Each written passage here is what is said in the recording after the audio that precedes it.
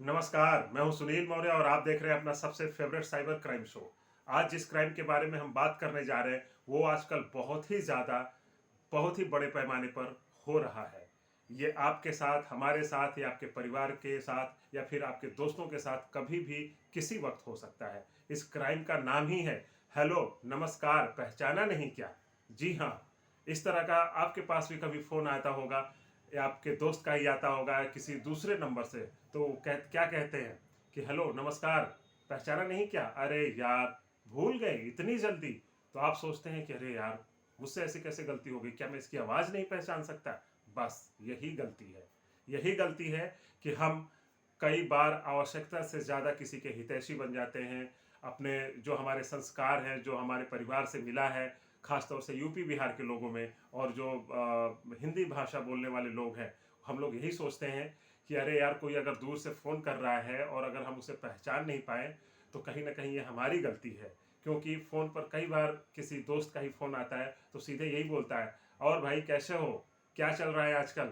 आप उसका नंबर नहीं सेव किए रहते हैं तो आप सोचते हैं यार ये कौन है दोस्त। तो आप कई बार ये हिचकते हैं उससे पूछने में कि भाई तुम कौन बोल रहे हो, चाहे आप कौन बोल रहे हैं, आपका नाम क्या है। कई बार हम इसमें शर्मिंदा महसूस करते हैं और यही हमारी गलती, मतलब यही हमारा गलती कहें या फिर हमारा अच्छाईपन, कि हम किसी को ये सोचने के लिए उकसाते नहीं हैं कि भाई आपको हम नहीं पहचान पाए। ये सोचकर आप उसके लिए कुछ अच्छा सोचते हैं, लेकिन साइबर क्रिमिनल इसी का फ़ायदा उठा रहे हैं। वो क्या कर रहे हैं कि किसी भी नंबर को ट्रू कॉलर पर सर्च करके उसका नाम जान जाते हैं। जैसे ट्रू कॉलर पर कोई भी नंबर आप डालिए, सर्च करेंगे तो उस पर जो नाम किसी के नंबर में सेव रहेगा वो पता चल जाएगा। जैसे मेरा ही नंबर है 9582 समथिंग समथिंग, आप सर्च करेंगे तो वो लिख के आ जाएगा ट्रू कॉलर पे सुनील मौर्य। तो अगर वो साइबर क्रिमिनल के पास ये नंबर सर्च करेगा तो जान जाएगा कि सुनील मौर्य का ये नाम है। अब वो मुझे फ़ोन करेगा अननोन नाम से। वो कहेगा हेलो सुनील भाई, कैसे हैं आप, पहचाना नहीं क्या।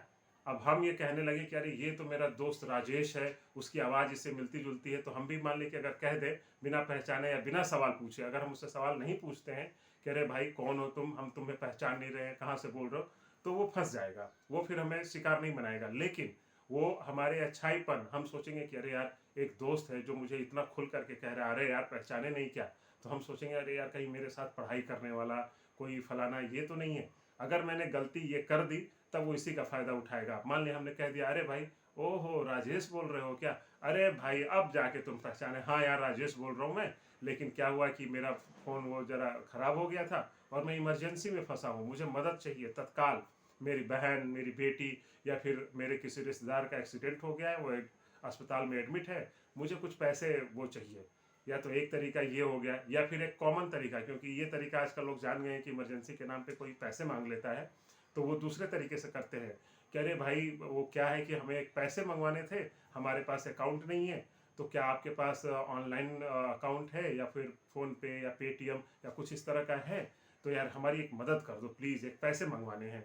आप कहेंगे कि चलो यार पुराना दोस्त है, मदद कर देते हैं।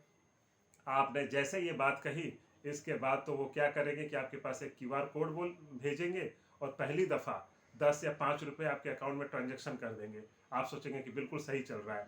फिर वो एक और क्यूआर कोड भेजेंगे और जैसे ही आप उसे ओके करेंगे, आपके अकाउंट से 20,000 50,000 कुछ ऐसा बड़ा अमाउंट तुरंत कट जाएगा और फिर आप हो जाएंगे परेशान कि अरे ये क्या हो गया। इसके बाद आप उसको फ़ोन करते रहिए, ना वो आपका रिश्तेदार निकलेगा ना दोस्त, क्योंकि वो तो है साइबर क्रिमिनल। अब वो अपना नंबर बंद कर लेगा या फिर नंबर चलाएगा भी तो आपको धमकी दे देगा कि जो करना है कर लो, पुलिस के पास जाओ, चाहे दुनिया के किसी एफबीआई के पास चले जाओ, अमेरिका के पास चले जाओ, हमारा कोई कुछ नहीं उखाड़ पाएगा। अब आप इसी चक्कर में आप फंस जाएंगे। आप पुलिस के पास चक्कर लगाते रहिए, आपको कोई सुनवाई नहीं होने वाली है। क्योंकि इस तरह के क्राइम में कहीं ना कहीं आपकी भी गलती है, क्योंकि आप उसको अपना कई बार अकाउंट नंबर दे देते हैं, अपना क्यूआर कोड वो जो भेजता है उसको स्कैन करके आप ओके कर देते हैं, तो आपकी गलती है। इसमें बैंक भी आपको 1 रुपया नहीं वापस लौटाएगा। पुलिस के पास जाएंगे, पुलिस के पास हजारों इस तरह के केस पड़े हुए हैं, वो भी नहीं ध्यान देती है। कितने कितने केसेस में ध्यान देगी, क्योंकि आप खुद नहीं जागरूक बनना चाहते हैं। तो इसलिए आप जागरूक बनिए, अलर्ट रहिए। अब इस तरह से कोई भी फ़ोन करे, इसका एक ही तरीका है कि कोई भी फ़ोन करे, अननोन नंबर से फ़ोन हो चाहे किसी के नंबर से भी फ़ोन हो, पूछे कि अरे पहचाना नहीं क्या, साफ साफ बोल दीजिए ना, इसमें हिचकने वाली कौन सी बात है। कौन से आपसे दुश्मनी खा लेगा। कह दीजिए कि हाँ नहीं पहचाने, बताओ कौन हो।